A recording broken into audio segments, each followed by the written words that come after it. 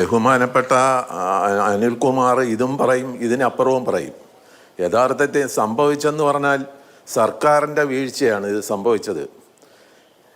എൻ്റെ അനിയൻ്റെ ഭാര്യയും അനിയനും കൂടെ 7 ദിവസത്തിന് മുമ്പ് ഈ ആശുപത്രി അഡ്മിറ്റ് ചെയ്തതിന് മുമ്പ് അങ്ങനെ ഈ സംഭവം നടക്കുന്നതിൻ്റെ അന്ന് ബ്ലഡ് പരിശോധിക്കാനായിട്ട് വൈഫും എൻ്റെ അനിയനും കൂടെ പുറത്തോട്ട് പോയി. അനിയനെ ലാബിലോട്ട് വായിച്ച് ബിന്ദു കൊച്ചിന് ഭക്ഷണം മേടിക്കാനായിട്ട് ഭക്ഷണവും മേടിച്ചുകൊണ്ട് 3ാമത്തെ നിലയിൽ പോയി ആ ഭക്ഷണം കൊച്ചിന് കൊടുത്തിട്ട് ഇദ്ദേഹം കുളിക്കാനായിട്ട് ഈ ശുചിമുറിയെ എടുത്ത് ചെന്ന സമയത്ത് അവിടെ വേറെ 2 പേര് കുളിച്ചുകൊണ്ടിരിക്കുക. അത് കാരണം അവർ അവിടുന്ന് മാറി ഒരു 10 മിനിറ്റ് കഴിഞ്ഞതിന് ശേഷം ഇവർ കയറുന്ന ആ സമയത്താണ് ഇത് സംഭവിക്കുന്നത്.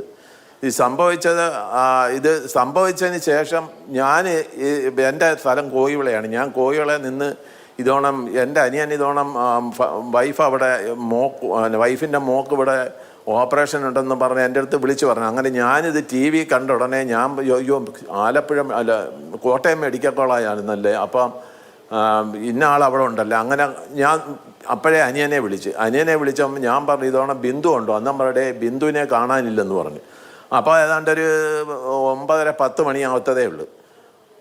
അതിനുശേഷം അങ്ങനെ കുറച്ച് കഴിഞ്ഞപ്പോൾ അടുത്ത ഏഷ്യാനെറ്റിനകത്ത് ചാനലിനകത്ത് കാണിക്കുന്നത് തലയോലപ്പറമ്പ് ബിന്ദു 56 മരിച്ചു പോയെന്ന് പറഞ്ഞു. അങ്ങനെ ഞാനിത് സ്ഥിതി അങ്ങോട്ട് വിളിച്ചാൽ പിന്നെ ഫോൺ എടുക്കുന്നില്ല.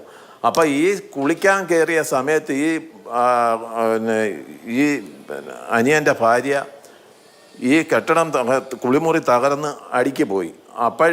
ഇതൊന്നും ആരും അറിയുന്നില്ല. അങ്ങനെ ഇവൻ ആ ബ്ലഡ് ബാങ്കിൽ നിന്ന് ഇങ്ങോട്ട് വന്നിട്ട് കൊച്ചിൻ്റെ അടുത്ത് ചോദിച്ചു അമ്മ എന്തിയെന്ന് ചോദിച്ചപ്പോൾ അമ്മയെ കാണാനില്ല.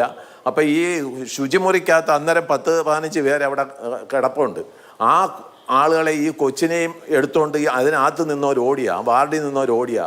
അനിയൻ വന്ന് നിൽക്കുന്ന പകച്ച് നിൽക്കുക എന്തോ സംഭവിച്ചെന്ന് അറിഞ്ഞൂടാ. അപ്പം മോള് പറഞ്ഞു ഇതോണം കെട്ടിടം വീണ് ആ ഭാഗത്തോട്ട് അനിയൻ പോയി. അവൻ അവിടെ ചെന്ന് കാണുന്ന കാഴ്ച എന്ന് പറഞ്ഞു കഴിഞ്ഞാൽ ആളുകളെല്ലാം അങ്ങോട്ടും ഇങ്ങോട്ടും കയറി ഓടി ഇവൻ പറഞ്ഞ് എൻ്റെ വൈഫ് എൻ്റെ ഭാര്യ ഇതിനകത്തുണ്ടായിരുന്നു, ഭാര്യയെ കാണുന്നില്ല. അന്നേരം അവിടെ നിന്ന് 2 പോലീസ് ഉദ്യോഗസ്ഥന്മാർ പറഞ്ഞു ഇല്ല ഇവിടെ ഇല്ല, കാഷ്വാലിറ്റി ചെന്ന് നോക്കാൻ അവിടെ കാണുമെന്ന് പറഞ്ഞു. അവിടെ ചെന്നവൻ പറയാം ഇവിടെ എങ്ങും ഇല്ലെന്ന് പറഞ്ഞു. അപ്പോൾ അവൻ വിചാരിച്ച് അയാൾ മിക്സിങ് ആയിരിക്കും, ഈ സമയത്ത് കൊച്ചിനെയും ഭാര്യ എടുത്തുകൊണ്ട് എങ്ങോട്ടെങ്കിലും പോയായിരിക്കും എന്ന് പറഞ്ഞ് അവൻ അത്രയും ഇതായിട്ടിരിക്കുക. അങ്ങനെ ഇരുന്ന് ചാണ്ടി ഉമ്മൻ അപ്പോൾ അവിടെ വേറെ ആളുകളുണ്ടായിരുന്നു. അവിടെ അടുത്ത് ചോദിച്ചാൽ അവിടെ ആർക്കും ഇല്ല, 2 കൊച്ചിനെ കണ്ട് പരിക്ക് പറ്റിയതേ ഉള്ളൂ, അവിടെ ആരും വീണിട്ടില്ലെന്ന് പറഞ്ഞു. അപ്പോൾ ആ സമയത്ത് ഈ കോൺക്രീറ്റിൻ്റെ അടിക്ക് ഈ അനിയൻ്റെ വൈഫ് കിടക്കുക.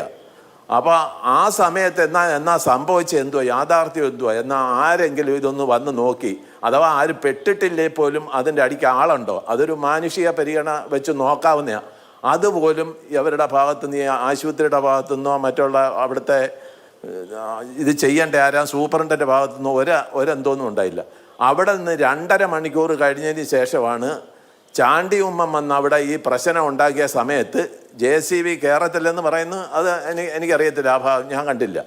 അപ്പോൾ JCB കയറത്തില്ലെന്ന് പറഞ്ഞാൽ എന്തായാലും അവിടെ വന്ന് JCB വെച്ചടിച്ചപ്പം 2.5 മണിക്കൂറിന് ശേഷം ആ ബോഡി എടുത്ത് നേരെ മറിച്ച് ഈ ബിൽഡിങ് താന്ന സമയത്ത് വീഴുന്ന സമയത്ത് ഒരു അരമണിക്കൂറിന് ശേഷം ഇത് തിരഞ്ഞായിരുന്നെങ്കിൽ ആ ബിന്ദുവിന് എൻ്റെ അനിയൻ്റെ ഭാര്യ ആ കൊച്ച് നഷ്ടപ്പെടുത്തില്ലായിരുന്നു.